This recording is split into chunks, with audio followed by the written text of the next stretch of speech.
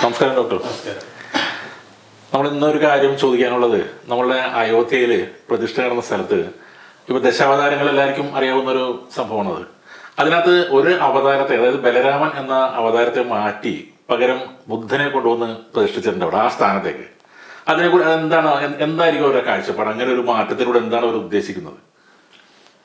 ഈ ബുദ്ധൻ എന്ന് പറയുന്നത് ഏതെങ്കിലും ഒരു ദൈവവിശ്വാസത്തിൽ ജീവിച്ചിരുന്ന ഒരാളല്ല.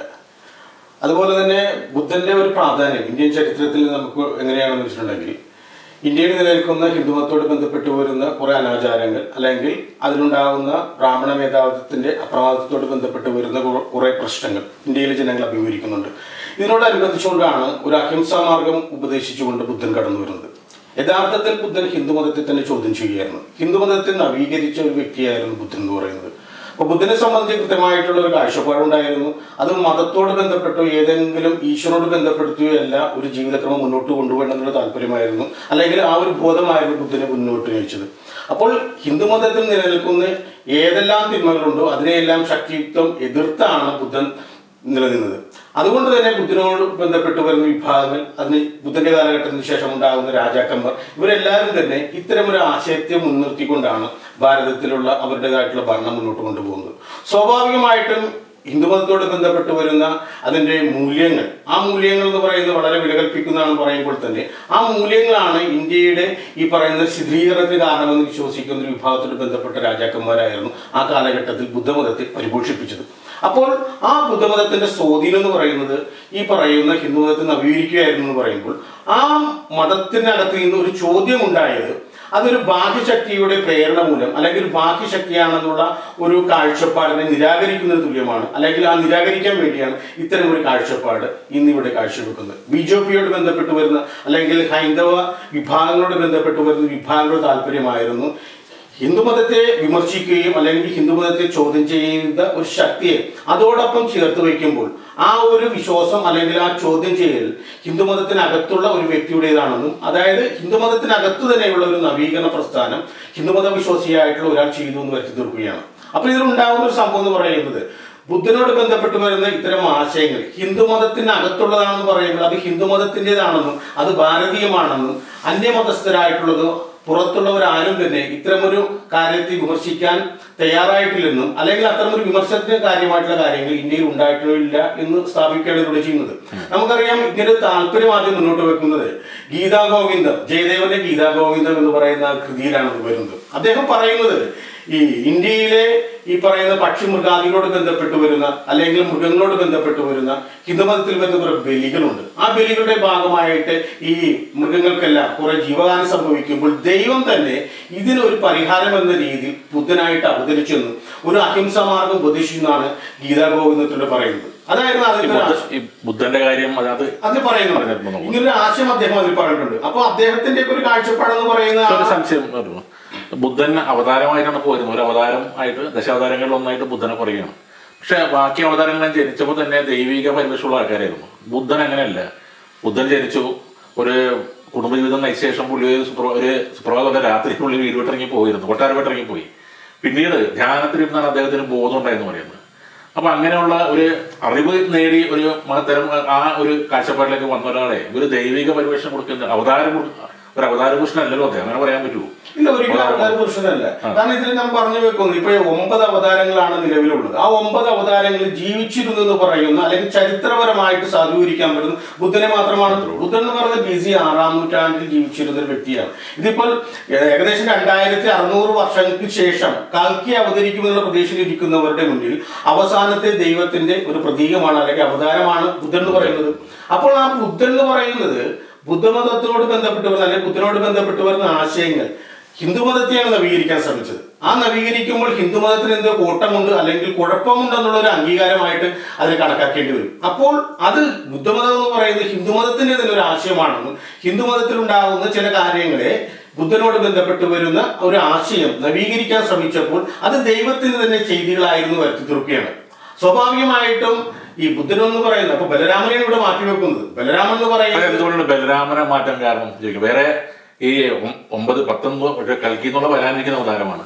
ഈ 9 അല്ലെങ്കിൽ ബലരാമനെ എന്തുകൊണ്ട് ബലരാമനെ തിരഞ്ഞെടുത്തു എന്നുള്ള ചോദ്യം. അല്ല, ഈ ഒരു കാലഘട്ടത്തിൽ നമുക്കറിയാം BJP-യോട് ബന്ധപ്പെട്ട് വരുന്ന അല്ലെങ്കിൽ BJP സപ്പോർട്ട് ചെയ്യുന്ന ഹൈന്ദവ വിഭാഗങ്ങളുണ്ട്, തീവ്രമായിട്ട് ചിന്തിക്കുന്ന, മനോഗതിയുമായി ചിന്തിക്കുന്ന വിഭാഗങ്ങളുണ്ട്. ഇവരുടെ എല്ലാം കാഴ്ചപ്പാടോട് ബന്ധപ്പെടുത്തിയാണ് BJP അധികാരത്തിൽ വന്നതും ഇന്നും നിലനിൽക്കുന്നതും. ഈ ഒരു സമയത്ത് തന്നെ നമുക്കറിയാം ഇന്ത്യയിൽ ഉണ്ടായിട്ടുള്ള കർഷക വിഭാഗങ്ങളുടെ ലഹളകളുണ്ട്. ഹരിയാന, ഡൽഹി പോലെ പ്രദേശങ്ങളിലുള്ള കർഷക വിഭാഗങ്ങളുടെ ലഹളകൾ സർക്കാരിനെതിരെ ഉണ്ടാകുമ്പോൾ സ്വാഭാവികമായിട്ടും ഒരു ദൈവത്തിന്റെ അവതാരമാണ് ഈ പറയുന്ന ബലരാമൻ. ബലരാമന്റെ ആയുധം എന്ന് പറയുന്നത് ഈ കർഷകരെ പ്രതിനിധീകരിക്കുന്ന ഒരു ആയുധമാണ്. കലപ്പയന്തി ഒരു കർഷകനെയാണ്. ആ കലപ്പയന്തിയ കർഷകനോട് ബന്ധപ്പെട്ട് വരുന്ന ഒരു വിഭാഗത്തെ, ആ വിഭാഗത്തെ തന്നെ ഒരിക്കലും പരിഗണിക്കുന്നില്ല എന്നൊരു തോന്നൽ ഇന്ത്യയിൽ നിലനിൽക്കുമ്പോഴാണ് അതിന് സാധ്യമായിരിക്കുക. അതായത് കർഷകരുടെ ഇത്തരം ആവശ്യങ്ങളെ യാതൊരു നിലയ്ക്കും അംഗീകരിക്കേണ്ടതില്ല അല്ലെങ്കിൽ ഉൾക്കൊള്ളേണ്ടതില്ല. ഇന്ത്യയെ സംബന്ധിച്ച് അത്തരം വിഭാഗങ്ങൾ ഒരു അവിഭാജ്യ ഘടകമല്ലെന്ന് വരുത്തി തീർക്കുക. അതിന് മുന്നോടിയായിട്ട് തന്നെയായിരുന്നു ബലരാമനെ മാറ്റുന്നത്. ബലരാമനെ മാറ്റുമ്പോൾ കർഷകരോട് ബന്ധപ്പെട്ട് വരുന്ന വിഭാഗം ഇന്ത്യയെ സംബന്ധിച്ച് മതവിശ്വാസത്തോട് ബന്ധപ്പെട്ട് യാതൊരു സ്ഥാനവും സ്ഥാപിക്കാൻ ഇത്തരം വിഭാഗങ്ങൾക്ക് കഴിഞ്ഞു. ആ ഒരു സ്ഥാനത്തേക്കാണ് 9ാമത്തെ അവതാരമായിട്ട് ബുദ്ധനെ സ്ഥാപിക്കുന്നത്. ബുദ്ധനെ സ്ഥാപിക്കുമ്പോൾ ഏറ്റവും കൂടുതൽ പ്രത്യേകതയുള്ള അല്ലെങ്കിൽ ഏറ്റവും കൂടുതൽ എന്താ പറയുന്നത് ഇന്ത്യയുടെ സംബന്ധിച്ച് അല്ലെങ്കിൽ ഏഷ്യയോട് ബന്ധപ്പെട്ട് വരുന്ന മറ്റു പ്രദേശങ്ങൾ, കിഴക്കൻ പ്രദേശങ്ങളിലെല്ലാം വളരെ സ്വാധീനമുള്ള ഒരു ആശയമാണ് ബുദ്ധനോട് ബന്ധപ്പെട്ട് വരുന്നത്. ആ ഒരു ആശയത്തിന്റെ ഉപജ്ഞാതാക്കൾ അത് ഈ ഹിന്ദുമതത്തിനുള്ളിൽ നിന്നുള്ളവരെ തന്നെയാണെന്നുള്ള ഒരു ബോധം ഉണ്ടാക്കിയെടുക്കുക. ആ ഉണ്ടാക്കിയെടുക്കുമ്പോൾ അതിനോട് ബന്ധപ്പെട്ട് വരുന്നത്, ബുദ്ധനോട് ബന്ധപ്പെട്ട് വരുന്ന ഏത് കാര്യങ്ങളും ഹിന്ദുമതത്തിന്റെ നന്മയോട് ബന്ധപ്പെടുത്തി കാണിക്കാനാണ് അവർ ഇത്തരം ഒരു കാര്യം ചെയ്യുന്നത്. നമ്മളിവിടെ തീർച്ചയാക്കേണ്ട ഒരു കാര്യം എന്ന് പറയുന്നത്, ബുദ്ധൻ എപ്പോഴും ഈ ഹിന്ദുമതത്തിന്റെ ഉള്ളിൽ നിലനിൽക്കുന്ന ഇത്തരം പ്രവണതകളെ, അതായത് അനാചാരങ്ങളായിട്ടുള്ള കുറെ കാര്യങ്ങളുണ്ട്, അന്ധവിശ്വാസങ്ങളോട് ബന്ധപ്പെട്ട കാര്യങ്ങളുണ്ട്, അപ്രമാദിത്വങ്ങളുണ്ട്, ഇതിനെല്ലാം ചോദ്യം ചെയ്തുകൊണ്ടാണ് കടന്നു വരുന്നത്. അപ്പോൾ ദൈവത്തിന്റെ ഏറ്റവും അവസാനത്തെ അവതാരമായിട്ട് ഈ പറയുന്ന ബുദ്ധനെ അവതരിപ്പിക്കുമ്പോൾ സ്വാഭാവികമായിട്ടും ഹിന്ദുക്കളുടെ ആശയം ബുദ്ധനോട് ബന്ധപ്പെട്ടാണ് ഇപ്പോൾ കാണേണ്ടത്. അതായത് അഹിംസാ മാർഗം ഉപദേശിച്ച ബുദ്ധനാണ് ഏറ്റവും അവസാനത്തെ, അതായത് ഹിന്ദുക്കളെ സംബന്ധിച്ച് ഏറ്റവും അവസാനത്തെ ദൈവത്തിന്റെ അവതാരം. ആ ദൈവത്തിന്റെ അവതാരം എന്ന് പറയുമ്പോൾ ഈ കാലഘട്ടത്തിൽ മനുഷ്യ സമൂഹത്തിന് ആവശ്യമായ നന്മയിലേക്ക് നയിക്കാൻ വേണ്ടി നിയുക്തനായ ഒരാളാണ് ബുദ്ധൻ. ആ ബുദ്ധന്റെ ആശയം ഉൾക്കൊള്ളാൻ ഇപ്പോഴും ഹിന്ദുമത വിശ്വാസികൾക്ക് കഴിഞ്ഞിട്ടില്ല. അവിടെയാണ് ബുദ്ധനെ ഏത് രീതിയിലാണ് ഇവർ ഒരു ആയുധമാക്കിയെന്ന് നമ്മൾ ചിന്തിക്കേണ്ടത്. ബുദ്ധമതത്തോട് ബന്ധപ്പെട്ട് വരുന്ന ഒരു അഹിംസാ മാർഗം ഹിന്ദുമത വിശ്വാസികളെ യാതൊരു വിധത്തിലും സ്വാധീനിച്ചിട്ടില്ല. ഇന്നും അക്രമത്തിന്റെ പാത സ്വീകരിക്കാനും അല്ലെങ്കിൽ അതിനെ വെടിയാനായിട്ടും ശ്രമിക്കാത്തവർ ബുദ്ധനെ ഇങ്ങനൊരു അവതാര പുരുഷനായിട്ട് കണക്കാക്കുമ്പോൾ അത് സ്വാഭാവികമായിട്ട് നമ്മൾ തിരിച്ചറിയുന്നത് ഈ ബുദ്ധനോട് ബന്ധപ്പെട്ട് വരുന്ന ആശയങ്ങൾ അത് ഹിന്ദുമതത്തിൻ്റെതാണെന്ന് സ്ഥാപിച്ചെടുക്കുക. അത്ര മാത്രമേ ഇവർ ഇതുകൊണ്ട് ഉദ്ദേശിക്കുന്നുള്ളൂ. ഇപ്പൊ നമുക്കറിയാം ബുദ്ധനോട് ബന്ധപ്പെട്ട ഏറ്റവും പ്രധാനപ്പെട്ട സ്ഥലമാണ് ഗയ. ഗയയിലുണ്ട്, അവിടെയുണ്ടാകുന്ന ക്ഷേത്രങ്ങൾ, അത് ആ ക്ഷേത്രങ്ങളിലെ ബുദ്ധനെ ആരാധിക്കുന്ന ഇടങ്ങളായിട്ട് മാറി ഹിന്ദുക്കളെല്ലാം ആരാധിക്കുന്ന ഇടങ്ങളാണ്. ബുദ്ധൻ ഒരിക്കലും ദൈവമല്ല. ഒരു ദൈവത്തിലും ബുദ്ധൻ വിശ്വസിച്ചിട്ടില്ല. ദൈവങ്ങളെ അനുസരിച്ചുകൊണ്ടോ ദൈവങ്ങളെ അനുസരിക്കണമെന്ന് പറഞ്ഞുകൊണ്ടല്ല ബുദ്ധിസം കടന്നു വരുന്നത്. പക്ഷെ ആ ബുദ്ധനെ ഒരു ദൈവമാക്കി അവതരിപ്പിക്കുമ്പോൾ ആ ബുദ്ധനെ എതിർക്കാൻ മറ്റുള്ളവർക്ക് പറ്റില്ല എന്നൊരു തോന്നലാണ് ഇതിലൂടെ അവർ വരുത്തുന്നത്. ശ്രീലങ്കയിലല്ലേ കൂടുതൽ ബുദ്ധിസം, നമ്മുടെ നാട്ടിലുള്ള കൂടുതൽ അവിടെയാണ് ബുദ്ധിസ്റ്റുകൾ കൂടുതലുള്ളത്. അതാണ് ഏഷ്യയുടെ തെക്കൻ പ്രദേശങ്ങൾ, കിഴക്കൻ പ്രദേശങ്ങളാണ്. ഇപ്പൊ ജപ്പാനാകട്ടെ, ജപ്പാനിലൊക്കെ ഉണ്ട്, അതുപോലെ തന്നെ ശ്രീലങ്കയിലുണ്ട്. ശ്രീലങ്കയോടൊക്കെ ബന്ധപ്പെടുത്തി ബുദ്ധിസത്തിന് ഏറ്റവും പ്രധാനപ്പെട്ട ഇടമായിട്ടാണ് പറയുന്നത്. അശോകനോടൊക്കെ ബന്ധപ്പെട്ട് വരുന്ന അവിടെ ഉണ്ടാകുന്ന പഠനങ്ങളുണ്ട്. അശോകന്റെ പുത്രി അവിടെ പോയി പറയുന്ന ബുദ്ധമതം പ്രചരിപ്പിക്കാൻ വേണ്ടി പോയതായിട്ടൊക്കെ പറയുന്ന ചരിത്രങ്ങളുണ്ട്. അതുപോലെ നമുക്കറിയാം ഈ കേരളത്തിന്റെ തെക്ക് ഭാഗത്തുണ്ടാകുന്ന ഈ കാന്തല്ലൂർ ശാല, അവിടെ ഈ പറയുന്ന ബുദ്ധിസത്തോട് ബന്ധപ്പെട്ടുണ്ടാകുന്ന പഠനങ്ങളുണ്ടായി പറയുന്നുണ്ട്. അങ്ങനെ എല്ലാം കൊണ്ടും ബുദ്ധമതം എന്ന് പറയുന്നത്, ബുദ്ധമതത്തിന് മറ്റൊരു പ്രത്യേകതയുണ്ട്. ലോകത്ത് ഏറ്റവും കൂടുതൽ ജനങ്ങൾ വിശ്വസിച്ചിരുന്ന അല്ലെങ്കിൽ ലോകത്ത് ഏറ്റവും കൂടുതൽ പ്രദേശങ്ങൾ ഉണ്ടായിരുന്ന ഒരു മതം എന്ന് പറയുന്നത് ബുദ്ധമതമായിരുന്നു. ഇംഗ്ലണ്ടിൽ പോലും ബുദ്ധമതം ഉണ്ടായിരുന്നു എന്നാണ് പറയുന്നത്. അതുപോലെ ബ്രിട്ടീഷ് കോളനി അല്ലെങ്കിൽ പോർച്ചുഗീസുകാരോ സ്പെയിൻകാരോ ബ്രിട്ടീഷുകാരോ ഈ ഏഷ്യയുടെ ഭാഗത്തേക്ക് വരുമ്പോൾ അവർ കണ്ടുമുട്ടുന്ന ജനങ്ങളിൽ കൂടുതലും ബുദ്ധമത വിശ്വാസികളായിരുന്നു. അത്രയ്ക്ക് സമ്പന്നമായ ഒരു ആശയത്തിന്റെ വക്താവായിരുന്നു ബുദ്ധൻ എന്ന് പറഞ്ഞത്. ആ ബുദ്ധന്റെ ജനനം അല്ലെങ്കിൽ ആ ബുദ്ധന്റെ ഒരു വളർച്ച എന്ന് പറയുന്നത് ഹിന്ദുമത ആശയങ്ങളെ ചോദ്യം ചെയ്തുകൊണ്ട് തന്നെയായിരുന്നു. ചോദ്യം ചെയ്തു കൊണ്ടുപോയ വക്താവിന്റെ ആശയങ്ങൾ ഹിന്ദുമതത്തിൻ്റെതാക്കി വെക്കുമ്പോൾ അതൊരു ദൈവമായിട്ട് മാറുകയാണ്. അവിടെ ബുദ്ധൻ എന്ന് പറയുന്ന ഒരാളുടെ കാഴ്ചപ്പാടുകൾ തന്നെയാണ് നിരാകരിക്കുന്നത് യഥാർത്ഥത്തിൽ. കാരണം ദൈവമായിട്ട് പരിപോഷിക്കപ്പെടുമ്പോൾ അദ്ദേഹം മുന്നോട്ട് വെക്കുന്ന ആശയങ്ങളെ തന്നെ ഇല്ലായ്മ ചെയ്യുകയാണ്. നമ്മുടെ ഈ അവതാരങ്ങളിലൊക്കെ എന്ന് പറഞ്ഞാൽ ഈ അഹിംസ എന്നുള്ളത് ഒരിക്കലും സ്വീകരിച്ചിട്ടില്ല ഈ അവതാരങ്ങളൊന്നും. അത് നരസിംഹമായാലും ശ്രീകൃഷ്ണനായാലും ശ്രീരാമനായാലും ഹിംസ നടത്തിയ ആൾക്കാരാണ്. അപ്പോൾ ആ സ്ഥലത്തേക്കാണ് അഹിംസ എന്നതൊരു പ്രധാന ആയുധമാക്കിയെടുത്ത ബുദ്ധനെ കൊണ്ടേ പ്രതിഷ്ഠിക്കുന്നത്.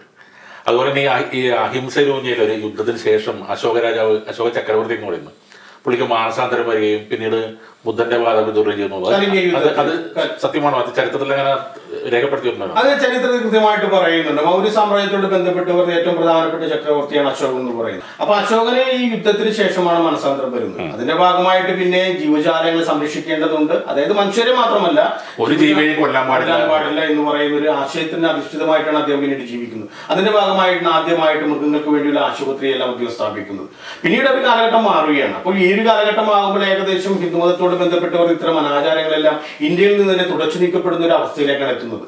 പിന്നീട് വരുന്ന പുഷ്യമിത്ര സുംഗനോട് ബന്ധപ്പെട്ട് വരുന്ന രാജവംശങ്ങളാണ്. അപ്പോൾ അവരെ സംബന്ധിച്ച് ഈ പറയുന്ന ബുദ്ധമതത്തോട് ബന്ധപ്പെട്ട് വരുന്ന ആശയങ്ങളോട് ബന്ധപ്പെട്ട് വരുന്ന എല്ലാം തന്നെ ഇല്ലായ്മ ചെയ്യണം, ആ ഒരു താല്പര്യമാണ് വരുന്നത്. അപ്പോൾ ബുദ്ധമതത്തെ എതിർത്തുകൊണ്ട് നിലനിൽക്കുന്ന ഒരു കാലഘട്ടം ഇന്ത്യയിൽ ഹിന്ദുക്കളോട് ബന്ധപ്പെട്ടുണ്ടായിരുന്നു. ഇപ്പൊ നമുക്കറിയാം, ഹിന്ദുക്കളുടെ ഏറ്റവും ബന്ധപ്പെട്ട് വരുന്ന ഒരു ആശയം എന്ന് പറയുന്നത് നമുക്കറിയാം മനുസ്മൃതി എന്ന് പറയുന്നത്. ആ മനുസ്മൃതി തന്നെ ഉണ്ടായിട്ടുള്ളത് ബുദ്ധന്റെ ആശയങ്ങളെ എതിർത്തുകൊണ്ടാണ്. ബുദ്ധമതത്തോട് ബന്ധപ്പെട്ട് വരുന്ന ആശയങ്ങളെ ബന്ധപ്പെട്ടുകൊണ്ടാണ് ബുദ്ധമതത്തിന്റെ അനുയായികളായിട്ടുള്ള രാജാക്കന്മാർ ഇന്ത്യയിൽ സ്ഥാനം ഉറപ്പിക്കുന്നത്. ആ രാജാക്കന്മാരുടെ ചെയ്തികൾ മൂലമാണ് ഈ പറയുന്ന തൊഴിലില്ലാത്തൊരു വിഭാഗമായിട്ട് ബ്രാഹ്മണ സമൂഹവും അല്ലെങ്കിൽ ഇത്തരം അപ്രമാദത്തോട് ജീവിച്ചൊരു വിഭാഗം തകർച്ചയുണ്ടാകുന്നു. ആ തകർച്ചയ്ക്ക് കാരണക്കാരനായ ബുദ്ധനെ ഈ പറയുന്ന അതേ വിഭാഗങ്ങളുടെ ദൈവത്തിന്റെ അവതാരമായിട്ട് സ്വീകരിക്കുകയാണ് ഇപ്പോൾ.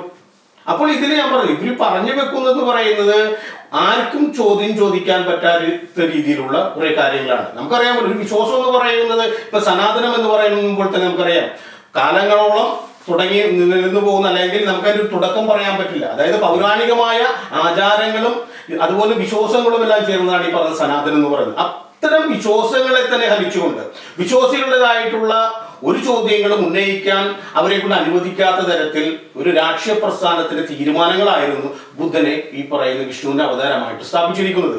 അതുകൊണ്ട് തന്നെ വിശ്വാസികൾക്ക് ഇതിനെതിരെ പ്രതികരിക്കാനുള്ള ശേഷിയുമില്ല. സ്വാഭാവികമായിട്ടും ബുദ്ധൻ എന്ന് പറയുന്ന ഒരു ആശയം, ബുദ്ധൻ എന്ന് പറയുന്ന ഒരു വ്യക്തി എന്തിനാണോ എതിർത്തത്, ആ എതിർത്ത ആളുകളുടെ ഒരു എന്താ പറയുക ഒരു ഉപകരണമായിട്ട് ബുദ്ധൻ മാറുകയാണ് ഇപ്പോൾ.